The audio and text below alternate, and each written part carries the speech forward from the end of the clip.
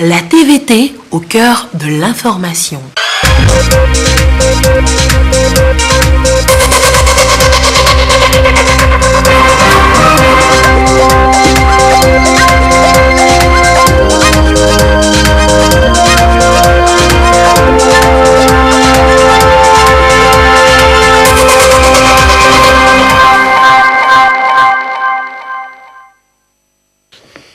Il est 20h. Bonjour à tous. Merci de votre attention. Dans l'actualité ce lundi, retour sur les grandes annonces du nouveau Premier ministre. Madame Victoire Toméga-Dogbe a dit ses priorités devant les députés vendredi. Priorités déclinées en 3 axes. Chaque axe son contenu, ce qu'il faut en attendre dans ce journal. À la loupe aussi ce soir dans cette édition, les pistes rurales, un ministère est dédié, vous le savez, exclusivement à l'ouvrage. Pourquoi donc les pistes rurales et leur importance dans le 20h de ce soir? Ça reste et ça demeure l'instrument de lutte du gouvernement contre la pauvreté. Le ministère du Développement à la base est debout sur ses objectifs, les moyens pour y parvenir dans cette édition. Voilà, madame, monsieur, le sommaire. Bienvenue, voici le journal. D'abord, les engagements du nouveau Premier ministre devant les Togolais. Je vous l'annonçais tout à l'heure dans le sommaire. Madame Victoire Toméga-Dogbe promet travailler à plus d'inclusion, à plus d'harmonie sociale et à davantage de paix. Déclaration vendredi dernier devant les députés à l'Assemblée nationale, précisément dans son axe 1. Comment faut-il comprendre cette démarche, cet engagement du nouveau Premier ministre? Décryptage et Demsoussou. D'un pas visiblement rassuré, elle a gravi les marches de l'hémicycle pour présenter la politique générale de son équipe aux parlementaires.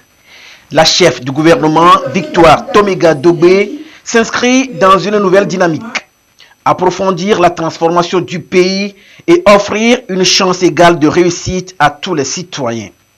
Il s'agit ici de renforcer l'inclusion et l'harmonie sociale tout en consolidant la paix. C'est la toute première ambition du nouvel exécutif arrimé à l'engagement du chef de l'État fort Eswatini Gnassingbé qui a insisté qu'aucun Togolais ne soit laissé de côté. Pour que cela soit traduit dans les faits, il faut nécessairement établir un système d'identification et d'authentification de toutes les personnes physiques togolaises présentes ou non sur le territoire national, ainsi que toute personne séjournant à titre temporaire ou permanent au Togo. Cette identification permettra ainsi la mise en place d'une base de données sécurisée, fiable des bénéficiaires des projets et programmes du gouvernement pour leur meilleure prise en charge dans un cadre de services publics privés et sociaux. L'octroi d'une subvention ou d'aide particulier, la réduction des fraudes dans le système financier, le ciblage des bénéficiaires des aides, le suivi scolaire et administratif du citoyen, l'accès adéquat à la couverture sanitaire universelle seront les retombées de cette initiative qui a reçu l'adhésion des parlementaires le 10 septembre 2020. Cette initiative, le gouvernement Dogbe la qualifie de meilleure viatique pour réaliser l'inclusion sociale et par ricochet promouvoir l'harmonie sociale. C'est en cela que la redistribution des ressources nationales trouve toute son importance. Le registre social unique sera mis en place et pour la première fois au Togo, un département ministériel sera consacré au développement des programmes de modernisation et d'inclusion des quartiers historiques et des zones périurbaines. Des zones qui peinent à véritablement décoller en matière d'assainissement, de construction d'infrastructures et de développement des pôles de croissance. Des programmes spécifiques et ciblés selon les réalités et les besoins seront entamés au plus vite, à en croire la chef du nouvel exécutif. C'est un gouvernement qui sera plus fréquent sur le terrain afin de prendre connaissance des réels problèmes des populations. C'est dans l'idée de développer plus de proximité. L'assurance maladie sera élargie pour un accès universel aux soins. On parle de l'assurance maladie pour tous. Les femmes enceintes ont mérité une attention toute particulière dans cette politique gouvernementale. Des modalités seront définies pour mieux respecter l'engagement du chef de l'État en matière de gratuité des soins à ces dernières. Tout ceci sera fondé sur la digitalisation.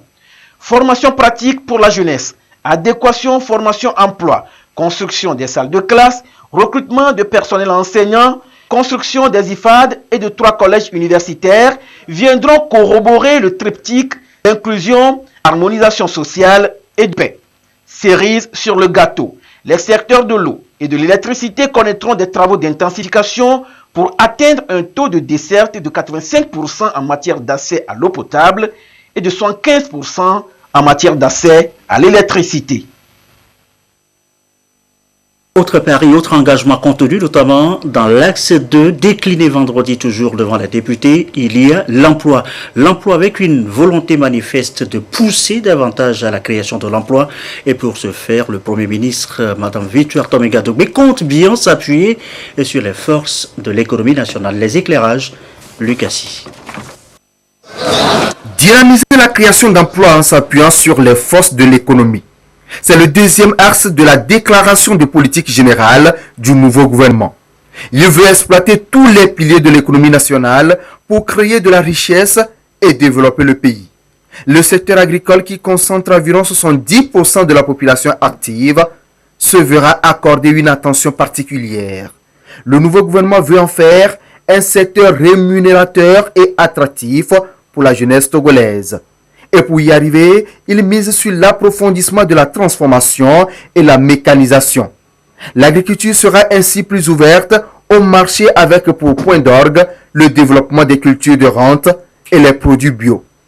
Et pour porter ce projet, PME, PMI, groupements et coopératives agricoles vont être davantage soutenus. Ceci passe par le renforcement des dispositifs et mécanismes mis en place à cet effet. L'idée est de permettre aux entreprises du secteur de passer à une production à grande échelle tout en étant compétitives pour une consommation locale partagée. Le développement agricole passe aussi par le désenclavement des localités rurales. Victoire Toméga Dogbe et son gouvernement annoncent un projet d'extension, d'aménagement et de renforcement des pistes rurales, favorisant la construction de 4000 km de pistes rurales à travers le pays. Une fois le désenclavement des localités assuré, l'accès au marché sera garanti aux producteurs. Un ministère spécifique est d'ailleurs dédié au secteur. Outre l'univers agricole, le monde culturel, artistique, touristique et sportif est aussi pris en compte. Les acteurs de ces domaines vont bénéficier d'un accompagnement conséquent du gouvernement pour renforcer leur résilience face aux impacts de la COVID-19. Ils vont également bénéficier des dispositifs d'appui et de financement qui seront mis en place pour les très petites et moyennes entreprises TPME. Ces dispositifs feront objet de réformes afin de faciliter l'accès au financement, de digitaliser les procédures et surtout de dynamiser le tissu économique du pays. C'est une initiative prévue par le projet de société du chef de l'État Fabrice Gnassingbé pour son nouveau quinquennat. Un autre levier de croissance de l'économie nationale, le port autonome de Lomé. Bientôt, toutes les opérations portuaires seront digitalisées. Victoire Toméga Dogbe et son équipe veulent s'inscrire dans la continuité. Permettre au Togo d'être toujours la porte d'entrée, de carrefour et de terre de transit des marchandises et des pays de la sous-région. Il sera donc question de renforcer et de moderniser la logistique dont dispose le pays. Le dédoublement de la nationale numéro 1 qui va relier toutes les régions du Togo, du nord au sud, dans le cadre de l'autoroute de l'unité, permettra de rapprocher davantage Lomé de Ouagadougou, de Niamey et de Bamako. Dans le gouvernement Toméga Dogbe, une place de choix est réservée à l'économie bleue. La protection côtière et le développement économique de toutes les activités liées aux ressources maritimes seront assurés. Le Togo veut confirmer son leadership en matière du développement de l'économie bleue. Aussi, un accent particulier sera-t-il mis sur la transformation des ressources naturelles et agricoles et le secteur de l'industrie. Le phosphate, par exemple, pourrait être transformé en engrais. Le processus va créer de l'emploi et permettre de fournir de l'engrais aux agriculteurs à un coût réduit. Et pour réussir ce pari, le gouvernement mise sur la jeunesse. Il veut lui permettre de mettre en exergue sa créativité et son talent en lui offrant un cadre pour s'autonomiser économiquement et en créant des emplois décents et rémunérateurs. L'apport du secteur privé reste important dans ce processus. Et voilà donc pour l'axe 1 et l'axe 2. Que dit maintenant l'axe 3, défini toujours vendredi? Un mot retient toutes les attentions, la modernisation. Oui, la modernisation du pays. Qu'est-ce qui va être fait concrètement? Des éléments de réponse, Augustin Kossi. Une administration de proximité avec une gouvernance concertée. Le pari est pris et le gouvernement de Victoire Tomegadobé s'engage à moderniser le pays et renforcer ses structures. Au cœur de cet engagement, le digital. Il permettra de briser les barrières, réduire les distances pour favoriser l'inclusion sur toute l'étendue du territoire. La digitalisation des services publics sera priorisée. Une couverture réseau Internet et mobile de qualité fiable, partout et pour tous, garantie. Comme pour le PND, le secteur privé reste un maillon essentiel dans la réalisation de cet agenda. Le pays a progressé ces dernières années en matière de classements internationaux et d'investissements privés. Ces progrès vont être renforcés et le cap des réformes du climat des affaires maintenu pour tirer profit du Code des investissements. Pour ce faire, l'Agence nationale de la promotion des investissements et de la zone franche sera opérationnelle. Et puisque l'attractivité de l'investissement privé reste tributaire d'une bonne gestion des ressources, la promotion d'une gestion saine des fonds publics s'impose. Le gouvernement s'emploiera à améliorer de façon continue la gouvernance économique et les performances des fonds publics. Il devra aussi s'appuyer sur le digital pour mobiliser assez de ressources internes. Pour réduire l'évidence du service de la dette sur les enveloppes budgétaires, la nouvelle équipe gouvernementale opte pour une politique de gestion saine et rigoureuse. Le Code des investissements bénéficiera d'une attention particulière pour son application et la politique d'exonération maintenue. Le Togo va décentraliser la prospérité et le meilleur outil pour y arriver reste les collectivités territoriales. Les conseillers municipaux seront formés et des plans de développement municipaux élaborés et mis en œuvre. Également, chaque collectivité territoriale disposera de son plan de mobilisation des ressources. Autre priorité de l'action gouvernementale, la préservation de l'environnement et l'anticipation des crises environnementales. L'ambition est donc à la dimension des défis et sa réalisation requiert un climat de paix, de sécurité et de stabilité. En cela, les forces de défense et de sécurité sont appelées au maintien de leur mission régalienne.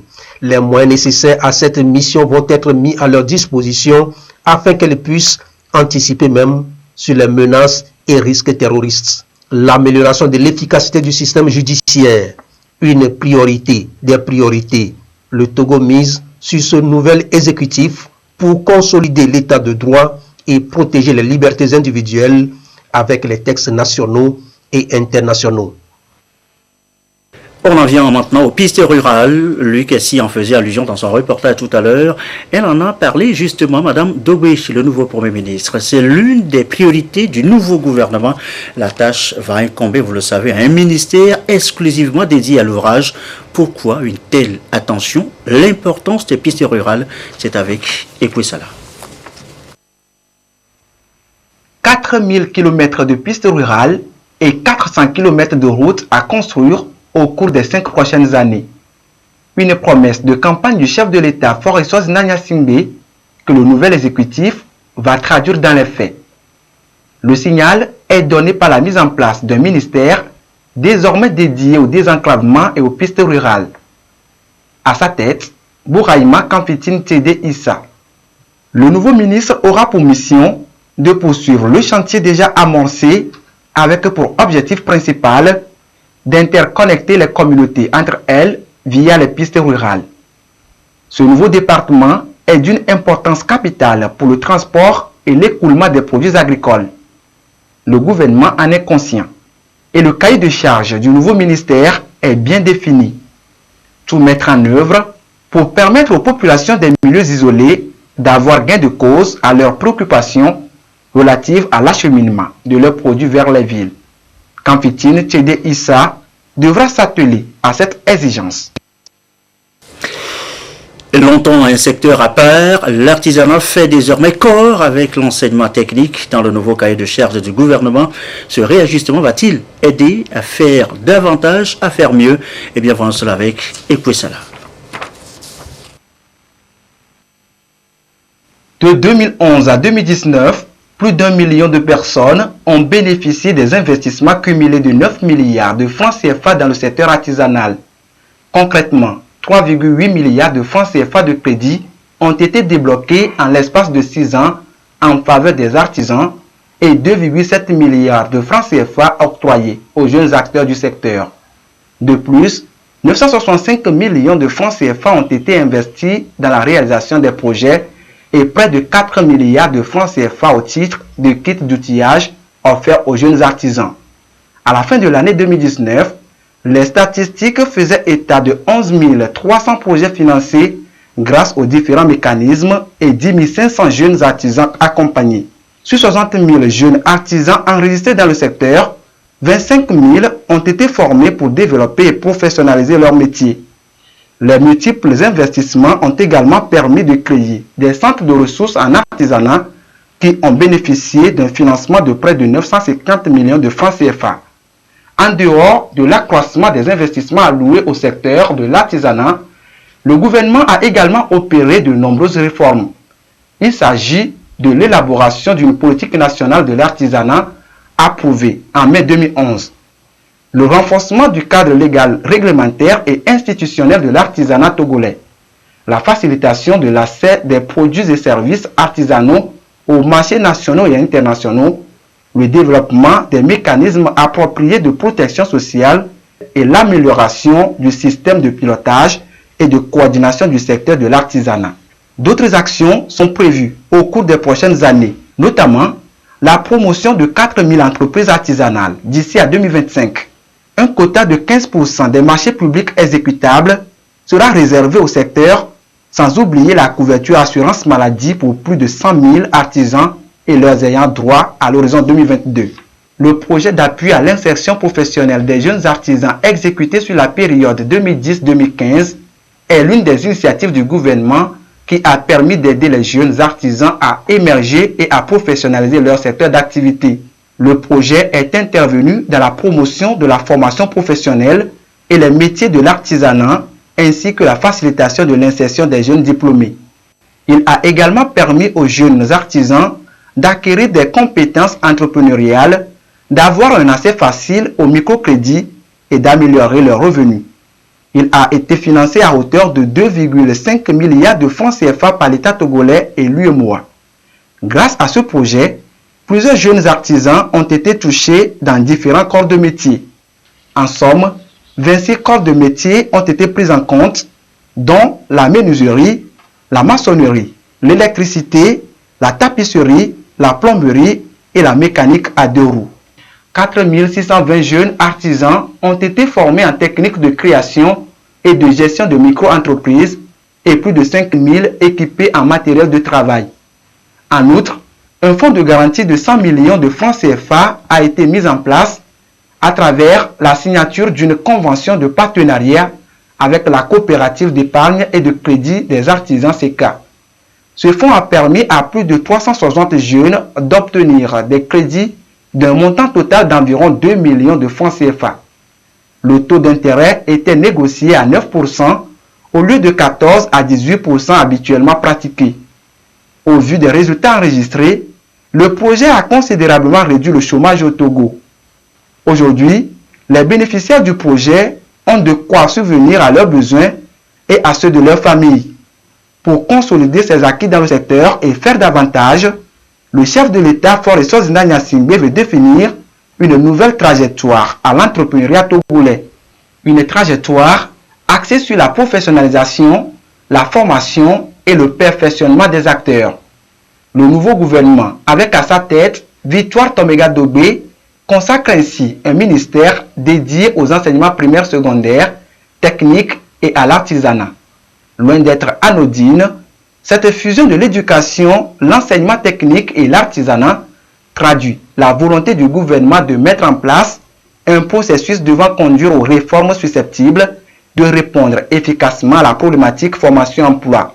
Il est prévu d'appuyer la création de 4200 entreprises artisanales d'ici à 2022. Cet objectif fixé dans le plan national de développement sera atteint à travers ce réajustement ministériel et le savoir-faire des artisans locaux plus valorisé. Le secteur artisanal emploie aujourd'hui plus d'1 million de personnes. Il contribue au PIB à hauteur de 18%. Autre vision définie, clairement affichée par la nouvelle chef du gouvernement, l'économie bleue. Et le secteur maritime se trouve être le pilier, la première ressource. Des actions, vous le savez, ont été déjà entreprises pour le développement de l'économie bleue. On fait le point ce soir avec Antoinette Omaovovov. L'érosion côtière, la criminalité transfrontalière, l'instabilité maritime, les trafics de drogue et d'êtres humains, la piraterie maritime. Autant de mots qui minent l'économie maritime et menacent la sécurité des citoyens et empêchent les pêcheurs de vaquer librement à leurs occupations.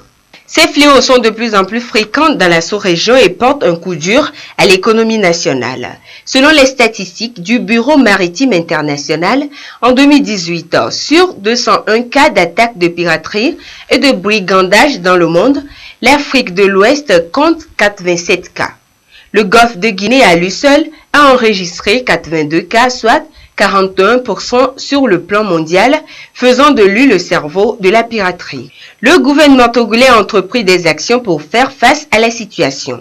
En 2014, le pays a créé l'organisme national chargé de l'action de l'État en mer, ONAM, pour renforcer le rôle des administrations publiques et coordonner les efforts intersectoriels afin de protéger les intérêts maritimes du Togo. Cet organisme a également pour mission de lutter contre la piraterie maritime et les trafics illicites des stupéfiants, lutter contre l'immigration illégale et la traite par voie maritime, surveiller et contrôler l'exploitation des ressources halieutiques. Et pour accompagner l'ONAM dans ses missions, le Haut Conseil pour la mer a été mis en place. Pour cet organe de l'État, il s'agit de discuter des priorités de l'action gouvernementale dans l'espace maritime, de veiller à l'application des décisions prises, de sécuriser les échanges commerciaux par voie maritime, entre autres. Un autre phénomène, l'érosion côtière. La Banque africaine de développement BAD a subventionné le Togo dans la réhabilitation de la route Lomé-Cotonou et de la protection côtière ainsi que l'aménagement de la section Ave-Pozo à Ného. Il est envisagé la construction des ouvrages d'enrochement afin de sauver les habitations de l'érosion côtière. Le Togo entend renforcer toutes ces actions pour l'atteinte des objectifs de l'axe 1 du Plan national de développement PND, faire du pays un hub logistique de premier rang de la sous-région. Autant de défis que devra relever le ministre de l'économie maritime, de la pêche et de la protection côtière. L'économie maritime occupe une place centrale dans l'axe 1 de notre plan national de développement. Il y a déjà beaucoup d'efforts qui ont été faits en termes d'infrastructures portuaires, en termes d'amélioration même de l'activité portuaire. Mais le Togo doit faire plus d'efforts pour tirer encore plus et pleinement les dividendes qu'il est en droit d'attendre, ce don naturel que Dieu lui a donné, qui est un port en eau profonde. La vision étant d'avoir le port le plus dynamique, nous l'avons déjà, mais encore plus dynamique, qui attire tous les cargos avec un flux régulier, un mouvement ininterrompu des biens et services, qu'ils soient conteneurisés en vrac, que ce soit des voitures, et que ce flot ininterrompu là puisse générer de la croissance économique pour le bonheur de nos populations. La lutte contre la piraterie maritime, la formation professionnelle locale, la consolidation de la position régionale et la contribution réelle de la plateforme portuaire au budget national. Des chantiers pour lesquels le ministre Edem Kokou-Tengue s'engage. Dans le reste de l'actualité, le travail décent, le travail qui valorise son homme, il a fait l'objet d'un programme pays présenté dans la savane. Qu'est-ce qu'on peut en retenir? Les précisions avec Tchazim Labaga. L'Agence nationale pour l'emploi ANPE Togo partage ici le contenu du document de programme pays de promotion du travail décent. Il s'agit d'un document dit de deuxième génération qui tire sa quintessence des objectifs de développement durable et du plan national de développement PND 1822. Il capitalise également les expériences du programme pays de promotion du travail décent de première génération qui a couvert la période 2010 à 2015. Le PPTD de deuxième génération porte sur 3 axes. Le premier axe est relatif à la promotion de l'emploi d'une manière générale, mais avec un accent particulier sur les personnes vulnérables, donc les jeunes et les personnes handicapées. Le deuxième axe porte sur l'extension de la protection sociale et le troisième sur la promotion des normes à travers le dialogue social. À chaque axe, il a fixé un certain nombre de résultats à atteindre. Donc nous voulons un travail décent pour tous sur le territoire togolais. Que tous les travailleurs opèrent dans des conditions de sécurité, dans des conditions d'honorabilité. Les assises abordent également des résultats de différentes études sur le marché du travail réalisées par la direction de l'Observatoire de l'emploi de l'ANPE. Il s'agit du profil pays, du travail décent et le diagnostic des besoins en compétences dans le secteur du transport et logistique. Cette étude a été réalisée pour la première fois dans notre pays en vue de donner la situation de référence pour la mise en œuvre du programme pays de promotion du travail décent, deuxième génération, qui couvre 2019 à 2022. Ce document renferme les statistiques sur le plan du travail en général, mais en particulier au niveau de l'emploi, pour caractériser la situation du travail décent dans le pays. Donc, on l'a fait en tenant compte des normes du Bureau international du travail. Au niveau pays, on voudrait développer le secteur transport logistique comme c'est inscrit dans le PND. Donc, il faut voir quels sont les besoins en compétences qu'il faut pour que ce secteur puisse être véritablement faire la promotion du développement dans le pays pour qu'on puisse bien agir et développer ce secteur. Parce qu'il ne faut pas vouloir avancer et en comptant sur les extérieurs, c'est-à-dire les compétences extérieures, mais plutôt sur les compétences internes au pays. Les études sur les mécanismes d'évaluation de l'auto-emploi ainsi que les caractéristiques de l'entrepreneuriat féminin et masculin au niveau national vont être présentées au cours des travaux. Le préfet de Tonne a salué la tenue des présentes assises qui vont consolider les efforts du gouvernement dans l'amélioration des conditions de travail et de vie des populations. Aujourd'hui, 5 octobre, c'est la journée mondiale des enseignants. À l'École nationale des instituteurs de Ngotchan, une séance remise à niveau a marqué la journée. Voici le compte rendu Issa Karouno avec Marie-Ange Bida. Ils sont un pur produit de ce centre, une référence en matière d'enseignement au Togo. Après 9 mois passés ici, ils ont eu à descendre sur le terrain pour leur carrière d'enseignant. C'est un double événement placé sous le thème « Enseignants de qualité, qualité de l'enseignement » qui les a réunis ici à l'ENI de Notchin.